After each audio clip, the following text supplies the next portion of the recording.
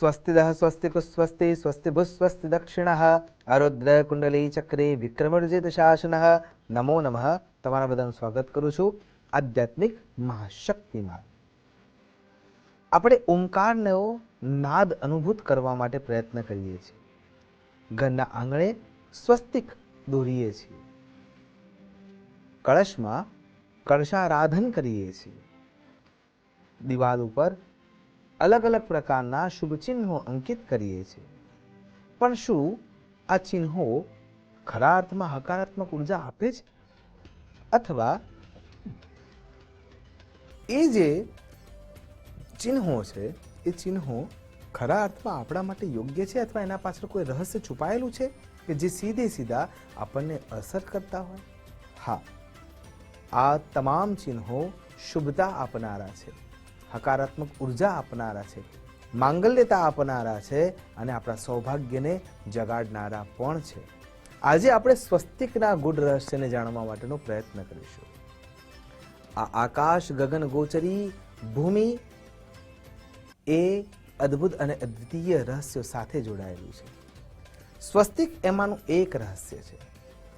નરી આંખે જોઈ શકાતા ઉત્તર દિશામાં જે મુખ્ય તારામાં ગણાય છે એનું નામ છે ધ્રુવ તારો. હવે જે ધ્રુવ તારો છે ત્યાંથી સીધી રેખામાં જ્યારે તમે વસંત ઋતુ વ્યાપ્ત હોય, વસંત પંચમી આપણે એટલા માટે જ પૂજિત કરીએ છીએ કે માં જગદંબાનો સરસ્વતી સાધનભૂતા પ્રોક્તા જગદંબાનો ઉત્સવનો દિવસ છે, એ તો સત્ય જ છે.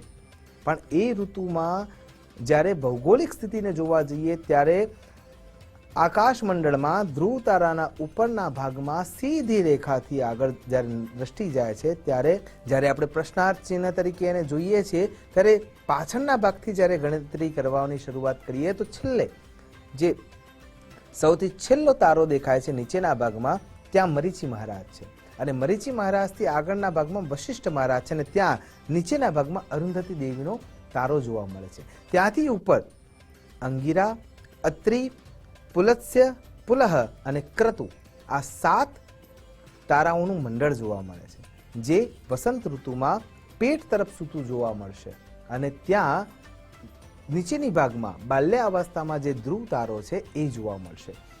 ત્યાંથી ઋતુ પરિવર્તન થવાની શરૂઆત થાય અને જ્યારે શિશિર ઋતુની શરૂઆત થાય ત્યારે એ ભૌગોલિક સ્થિતિ સીધી પ્રશ્નાર્થ ચિહ્નમાં ઊભી થયેલી જોવા મળે છે. ત્યાંથી જ્યારે શિશિર ઋતુ પૂર્ણ થાય છે અને શિશિર ઋતુથી શરદ ઋતુ તરફ તમે જ્યારે પ્રયાણ કરી રહ્યા છો ત્યારે ભૌગોલિક સ્થિતિના અંદર એ જ પ્રશ્નાર્થ ચિહ્ન જે તારામંડળ સાથે છે, એ સપ્તર્ષિ મંડળ સાથે છે, એ પેટના બળે સૂતું બાળકના જેવું જોવા મળશે. અને ત્યાંથી આગળ જ્યારે પૂર્ણરૂપે ગ્રીષ્મ ઋતુની શરૂઆત થાય છે ત્યારે ફરીથી એ જ સપ્તર્ષિ મંડળ ધ્રુવ તારાને કેન્દ્રમાં રાખીને ઊંધા પ્રશ્નાર્થ રૂપે જોવા મળે છે. જ્યારે દક્ષિણ તરફ દિશામાં તમારી નજર જાય છે ત્યારે અગત્ય તારો જે વૃદ્ધાવસ્થામાં છે એ જોવા મળે છે. એટલે કે ધ્રુવ તારો અચલમાન છે, જે ચલિત થતો નથી, અને અગત્ય મહારાજનો તારો પણ ચલિત થતો નથી. એના વચ્ચે જેમ ઋતુ પરિવર્તન થાય છે એમ એમ આ ઋષિ મંડળ જે છે, સપ્તર્ષિ ઋષિ મંડળ છે, એ ફરતું રહે છે. અને જ્યારે એને વર્ષ પર્યંત જોતા જોતા નિરીક્ષણ કરતા કરતા જ્યારે જોડવામાં આવે છે ત્યારે એ સ્વસ્તિક આકાશમાં રચાય છે. આપણે સ્વસ્તિક એટલા માટે જ કરીએ છીએ કે વર્ષ દરમિયાન જે આકાશ મંડળના અંદરની સ્થિતિ છે એ સપ્ત ઋષિઓ દ્વારા રચાઈ છે.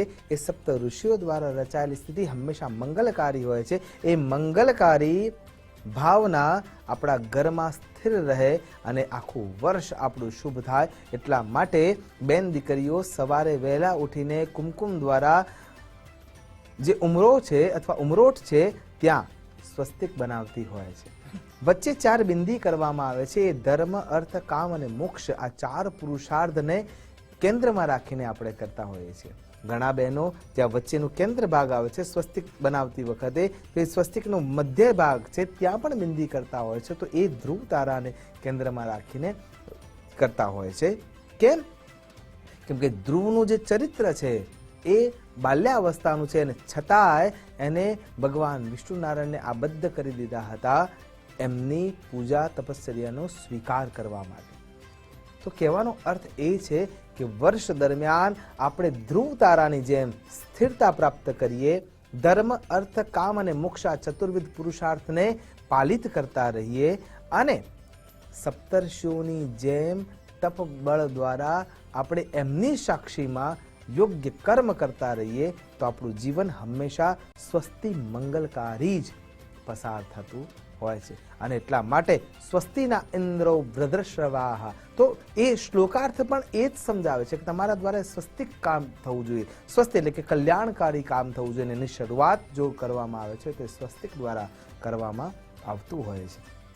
એટલા માટે જ્યારે આપણે ચિહ્નોની ઉર્જા અનુભવતા હોઈએ છીએ કે એને માપતા હોઈએ છીએ ત્યારે સ્વસ્તિકની ઉર્જા એક વિશેષ લેવલ પર જોવા મળે છે. આ રહ્યું સ્વસ્તિકનું ગૂઢ રહસ્ય. પણ શું સ્વસ્તિક કરવાની રીતથી જો આપણે લાભ મેળવી શકતા હોઈએ તો એ લાભ મળે છે ખરા? હા, જેમ હમણાં સમજ્યા એ પ્રમાણે ઋતુ પરિવર્તન થતું હોય છે એ જ પ્રમાણે સ્વસ્તિક કરવામાં આવે તો એ લાભાન્વિત કરે છે અને કરે જ છે. હા, મનના ભાવ ઉત્તમ હોવા જોઈએ, ક્રિયા નિયમો સાથે બંધાયેલી હોય છે એટલા માટે નિયમબદ્ધતા સાથે કરવું એ યોગ્ય છે અને એ પ્રમાણે જો એ ક્રિયા કરવામાં આવે તો ચોક્કસ લાભ આપનારી બને છે અને બને જ છે. ઋષિમંડળ સપ્તર્ષિ જેમ પ્રત્યેક ઋતુમાં પરિવર્તન પામીને પણ અન્ય માટે શુભદાયક છે, એમ જીવનના પ્રત્યેક સમયમાં, પ્રત્યેક પહેલુમાં આપણે પણ બીજા માટે લાભદાયી નીવડી શકીએ એ જ અભ્યર્થના સાથે નમો નમઃ. અસ્તુ સદા શિવોહમ.